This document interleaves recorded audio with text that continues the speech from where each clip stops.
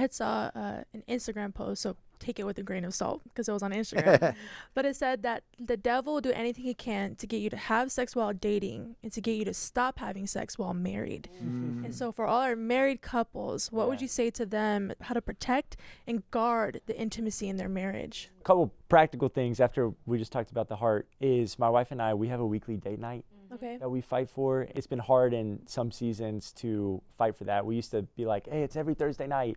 Yeah. And then I would preach on a Thursday night or I'd have to travel somewhere. And so it's taken some real intentional planning. And those dates have not been like, let's go to a steakhouse every Thursday night. You know, there's been some seasons of our life we've been so poor we walked by the pond and ducks still breaded us. So there's been some PB&J on the floor and some let's play chess, you know, date nights. I think like when you're dating, there's this pursuit of each other that if you're not careful goes away once you have each other. The quiet part that's not said out loud oftentimes is that pursuit is because sex is being kept back. That's a part of that. It's like you're pursuing to get married and then you get to have sex. And then when the sex enters the picture in the marriage, sometimes that pursuit goes away because you have a part of what you were pursuing. Like that's not why we're pursuing each other, but that comes with the pursuit. And so then you get married, you get comfortable, and it's like, what are the ways that you can show your spouse you're still gonna pursue them? Because ultimately that leads to a better sex life, a more healthy sex life. And then I think the other thing is like open communication. I used to be like so ashamed when we got married when I would feel things like, oh, I wish we were having more sex.